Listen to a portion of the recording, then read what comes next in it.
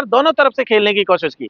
एक तरफ वो रिकमेंडेशन दे करके एसटी एससी ओबीसी महिला और पीडब्ल्यूडी सेक्शन को अपने फेवर में लाने की कोशिश की, और जैसे ही उन्होंने विरोध होता हुआ देखा वो तुरंत अपने स्टैंड से पलट गई। तो उन्होंने दोनों हाथों में लड्डू रखने की कोशिश की। मान सकता है सुप्रीम कोर्ट? देखिए, सुप्रीम कोर्ट ने जो निर्णय दिया है वो इस देश में एक तरीके से ये कह सकते हैं कि एजुकेशन इंस्टीट्यूशंस में जो भेदभाव हो रहा है जाति के नाम पर, उसे वैधता देने का काम है। हम सुप्रीम कोर्ट की रिस्पेक्ट करते हैं, इसके बावजूद भी ये कहना बहुत जरूरी है कि इस देश के इंस्टीट्यूशंस जो हैं समाज से बाहर नहीं है। इन इंस्टीट्यूशंस में जो लोग आ रहे हैं वो इसी समाज के हिस्से हैं। ऐसे में ये कह देना कि भाई इंस्टीट्यूशंस में जातिवाद नहीं हो रहा है, या इंस्टीट्यूशंस बहुत पवित्र चीज है, इंस्टीट्यूशंस में लोग पढ़ने के लिए जा रहे हैं, वहां जातिवाद करने के लिए नहीं जा रहे हैं, ये एक सरासर गलत है। और सुप्रीम कोर्ट कह रहा है जातिवाद को बढ़ावा देना। एक चीज देखिए, जातिवाद को बढ़ावा देना तो तब होता है जब जाति नहीं होती। इस देश में जाति एग्जिस्ट करती है, इस समाज का हिस्सा है, इसके मूल में है। तो जाति अगर है तब तो जाकर के एक्ट आ रहा है, अगर जाति नहीं होती तो एक्ट की ही जरूरत नहीं होती। तो एक्ट जातिवाद को कैसे बढ़ावा दे रहा है, ये सच में मतलब सुप्रीम कोर्ट किस एंगल से बात करे समझ से परे है। भाई अगर जाति नहीं होती तब तो इतनी सब इक्विटी करने की जरूरत ही नहीं थी। फिर इक्विटी किस लिए ला रहे हैं भाई? अगर जाति है ही नहीं तो इक्विटी किस लिए ला रहे हैं आप? तब तो सब बराबर है। और अगर सब बराबर हैं तो फिर आप देखिए कि पूरा का पूरा सोसाइटी का जो ढांचा है उसमें देख लीजिए किस तरीके का है, उसकी जरूरत ही नहीं थी।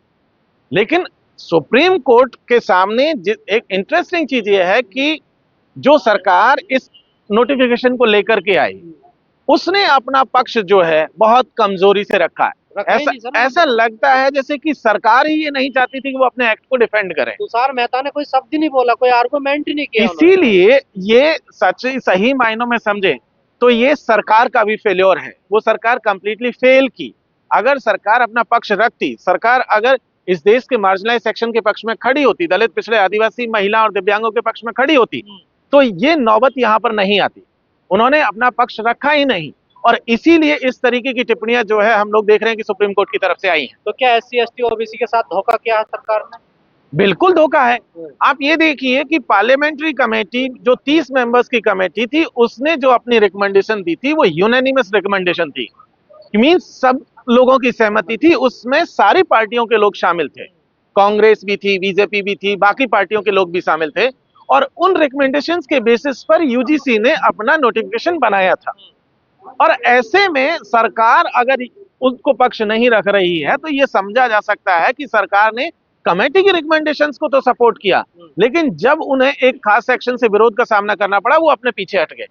और यही सरकार का कमजोर पक्ष है। सरकार दोनों तरफ से खेलने की कोशिश की। एक तरफ वो रिकमेंडेशन दे करके एसटी एससी ओबीसी महिला और पीडब्ल्यूडी सेक्शन को अपने फेवर में लाने की कोशिश की, और जैसे ही उन्होंने विरोध होता हुआ देखा वो तुरंत अपने स्टैंड से पलट गई। तो उन्हें दोनों हाथों में लड्डू रखने की कोशिश की। कहा जाता था कि मोदी जी का विरोध देश का विरोध होगा, लेकिन जैसे ये नए नियम आए यहाँ तो मोदी जी का विरोध हो गया। देखिए, ये मोदी जी का विरोध जो लोग कर रहे थे ये सारे लोग वही थे जो मोदी जी के पिछले 10-11 सालों से गुणगान कर रहे थे। इन्हीं लोगों ने हम लोग तो लगातार, चाहे किसान आंदोलन हो, चाहे तमाम आंदोलनों में देखा हमने, रोस्टर आंदोलन में भी देखा हमने, एसटी एससी एक्ट के मामले में भी देखा, हम लोग तो तमाम तब से खिलाफ कर रहे थे कि भाई सरकार जो है आपको जो है आपके हकूक को कमजोर करने का काम करिए। यही लोग थे जो उस समय हमारे खिलाफ आकर के गालियां देने का काम कर रहे थे, सरकार को डिफेंड कर रहे थे, पाकिस्तान जाने की बात करते थे, मोदी विरोध को देश विरोध साबित कर दिया था। आज वही लोग प्रधानमंत्री को लेकर के तमाम तरीके का शब्दों का नाम इस्तेमाल कर रहे हैं, उनकी जाति खोजने का काम कर रहे हैं। अभी तक जो लोग इस देश को हिंदू राष्ट्र बना रहे थे उन्होंने तुरंत एक एक्ट के आते ही तुरंत मोदी जी को भी उन्होंने अपनी जाति बता दी, खुद की भी जाति बताना शुरू कर दिया, और तमाम जातियां उनकी जो है जो अभी तक पब्लिक डोमेन में नहीं थी उनको लेकर के बहुत अपमानजनक नारे भी लगाए गए। और ये वो लोग थे जो अभी तक उनके गुणगान कर रहे थे। इन नियमों के आते ही एससी एसटी ओबीसी वाले हिंदू नहीं रहे भाई। अगर एक्ट के खिलाफ जो विरोध हुआ उसको देखोगे तो उससे तो यही लग रहा है कि उन्होंने मान लिया है कि हिंदू का मतलब सिर्फ ये चुनावी मामला है, और अगर मुसलमानों की जरूरत है तभी हिंदू का मामला, अदरवाइज हिंदू तो कोई है ही नहीं। उन्होंने तो बहुत क्लियर कट कह दिया कि इस जो लोग हिंदुत्व की राजनीति के पीछे कर रहे थे, जो लोग इसको झंडा लेकर के चल रहे थे, वो तुरंत जैसी एक्ट आया उन्होंने तुरंत अपने आप को साबित कर दिया कि वो हिंदू नहीं, वो सवर्ण है।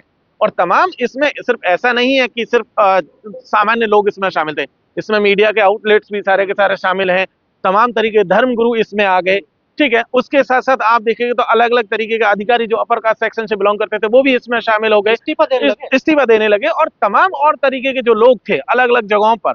और इंटरेस्टिंग चीज, सबसे इंटरेस्टिंग चीज ये थी कि इस देश की तमाम पॉलिटिकल पार्टी जो अलग अलग मुद्दों पर एक दूसरे का जो है सर जो है नोचने का काम करती है, उसके तमाम सवर्ण जो है एक जगह आकर के जो एक जगह एकजुट हो गए। लंबे समय से पढ़ा रहे हैं दिल्ली विश्वविद्यालय में, आप खुद स्टूडेंट भी रहे होंगे, क्या ऐसा भेदभाव होता है या बिल्कुल होता है, ये सब? नहीं ऐसा नहीं है, बिल्कुल होता है, जाति के नाम पर भेद। और ये देखिए कैंपस के अंदर बिल्कुल होता है, कैसे नहीं होता। आप अगर दिल्ली विश्वविद्यालय की बात करिए, बाहर की भी बात कर लीजिए, हम कुछ नहीं करते। देखिए एक चीज ये देख लीजिए, अगर एक एग्जांपल दे दूं, पिछले 2 से 3 साल में जितनी नियुक्तियां हुई है उसमें लगभग 250 से ज्यादा पोजीशंस है जो एसटी एससी ओबीसी की जो एनएफएस कर दी गई, वो जाति देख करके की गई ना। उसमें अपर कास्ट पोजीशंस के नंबर्स को अगर देखो तो पता चलेगा कि उतने नंबर है ही नहीं। ठीक है, ज्यादातर एसटी एससी ओबीसी की पोजीशन है और कुछ ईडब्ल्यूएस की पोजीशन से जिन्हें एनएफएस किया गया। पीएचडी में एडमिशंस में देख लीजिए जो डिस्क्रिमिनेशन हो रहा है वो भी सबके सामने है। तो ऐसे में हम लोग इस बात को बखूबी जानते हैं कि किस तरीके से इस देश के भीतर और कैंपसेस के भीतर जो है डिस्क्रिमिनेशन हो रहा है। कहीं किसी के नंबर्स काटे जा रहे हैं, आपने देखा होगा, कहीं किसी की फेलोशिप रोकी जा रही है, कहीं किसी की पीएचडी थीसिस नहीं जमा कराई जा रही। तो तमाम तरीके के जो डिस्क्रिमिनेशन के जो पैटर्न हो सकते हैं जो कि बहुत माइन्यूट होता है, वो एक्चुअली कैंपसेस में वो नहीं है कि आपको घोड़ी पर चढ़ने से रोक दे या मटके से पानी नहीं पीने दे। यहाँ का डिस्क्रिमिनेशन खास करके हायर एजुकेशन का एकदम से डिफरेंट है। सुप्रीम कोर्ट का स्टे लगता है, आप लोग सड़कों पर आ गए हैं। देखिए बिल्कुल, हम तो देखो इस देश के संविधान को मानने वाले लोग हैं, इस देश में बराबरी लाने के पक्ष वाले लोग हैं, इस देश में हम लोग जो है इक्विटी लाने वाले लोग हैं, हम तो बाबा साहब के सपने को आगे ले जाने वाले लोग हैं। तो हम तो पहले से इस बात के पक्ष में थे कि भाई संविधान जो है उसको लागू किया जाए, संवैधानिक जो वैल्यूज हैं, मान्यता है, मूल्य है, उनको लागू होना चाहिए। और ये एक्ट उस बात की जो वो कर रहा था, जाएगा प्रकाश को। देखिए ये तो बहुत मिस जो है कैलकुलेशन है और ये कह सकते हैं कि बहुत गलत जो है इंटरप्रिटेशन है। कल एक वीडियो चल रहा था जिसमें एक व्यक्ति दिल्ली विश्वविद्यालय के एक प्रतिष्ठित कॉलेज का नाम लेकर के एक मिस इन्फॉर्मेशन फैला रहा था कि वहां किसी अपर कास्ट बच्ची ने दूसरी जो है लोअर कास्ट बच्ची ने उससे पैसा लिया और उसके खिलाफ जो एसटी एससी का मुकदमा दर्ज। फाइनली कॉलेज को उसमें आना पड़ा और उन्होंने एक स्पष्टीकरण जारी किया। उन्होंने कहा कि ये फॉल्स और फैब्रिकेटेड पूरा का पूरा मसला है, ऐसा कोई केस कैंपस में नहीं हुआ है।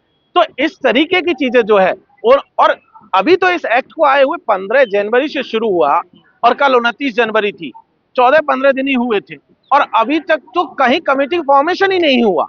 इसको गजट को आने के बाद इससे एग्जीक्यूटिव काउंसिल में जाना था यूनिवर्सिटी में, जनरल के लोग ही नहीं होंगे। एक सेकंड, और कमेटी को बनने से पहले से एग्जीक्यूटिव काउंसिल में जाना था हर यूनिवर्सिटी में, वहां से पास होना, तो अभी तक वही प्रोसेस नहीं। तो केस मुकदमा होना तो बाद की बात है।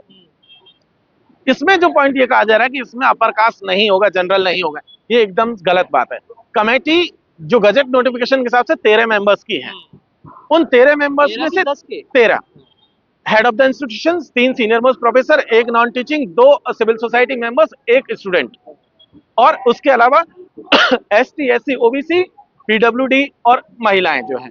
तो ऐसे करके लगभग 13 में से सिर्फ जो है 5 ही सीट तो रिजर्व है। उनमें से कैटेगरी की तो 3 ही है, एसटी एससी ओबीसी। महिला और दिव्यांग तो किसी भी कैटेगरी का हो सकते हैं, का भी हो सकता है, किसी का भी हो सकता है। जो लोग सिविल सोसाइटी के मेंबर होंगे वो भी तो कहीं से भी हो सकते हैं। तो ऐसे में आप देखेंगे तो पता चलेगा कि ये कहना बहुत गलत हो। और उसके अलावा जो नॉन टीचिंग का स्टाफ होगा, जो स्टूडेंट होगा, वो जरूरी थोड़ी कि आप कैटेगरी का व्यक्ति होगा, वो तो इंस्टीट्यूशन जिसको लाएगा उसका व्यक्ति होगा। तो इसीलिए कह देना कि अपर कास्ट नहीं है, ये सरासर झूठ है दरअसल। लेकिन सुप्रीम कोर्ट ने अपने जजमेंट में 5 सवाल उसमें फ्रेम किए हैं और एक सवाल उन्होंने उसमें वर्गीकरण का भी जिक्र किया है कि अगर एससी में एससी के अंदर ही अगर भेदभाव होगा तो वहाँ क्या ये नियम काम करेगा या इसमें कुछ और किया जाएगा? बिल्कुल, मैं आपको बताऊं, ये बहुत हैरानी की बात है कि 27% ओबीसी रिजर्वेशन को लेकर के मध्य प्रदेश का जो ओबीसी समाज है और मध्य प्रदेश की सरकार बहुत लंबे समय से लगी हुई है और इस देश की आधी से ज्यादा आबादी ओबीसी की है, लेकिन उसके बावजूद ही उस पर कोई एक्शन नहीं लिया गया। आज तक सुप्रीम कोर्ट ने उस मामले पर जो है कोई बात नहीं कही। 32% एसटी आरक्षण को लेकर के छत्तीसगढ़ के आदिवासी आंदोलन कर रहे हैं, लेकिन उस मामले में सुप्रीम कोर्ट बिल्कुल नहीं आता कि भाई जनसंख्या के अनुपात में उसको आरक्षण दिया जाए। और इसके साथ साथ हमने जाट आरक्षण की लड़ाई देखी, गुर्जर आरक्षण आंदोलन देखा, तमाम, वहां पर सुप्रीम कोर्ट जो है एकदम से जो है चुप हो जाता है, सन्नाटे में चला जाता है। लेकिन जैसे ही ST SC का कोई मामला आता है और उसके हकूकों की बात है तो तुरंत उन्हें वो तमाम तरीके की चीजें याद आने लगती हैं जो कि एक अपर कास्ट जो नैरेटिव है उसको सूट करती है। तो कहीं ना कहीं ऐसा लगता है कि हमारे देश का सुप्रीम कोर्ट भी जो पिछले 8-10 दिनों में जो नैरेटिव मीडिया में चलाया गया उस लॉबी के द्वारा, उसका असर डायरेक्टली उनके ऊपर दिख रहा है और उसी से प्रभावित होकर के और सरकार की कमजोर जो है पैरवी के चलते ये सारा कुछ हुआ है। जी, थैंक यू।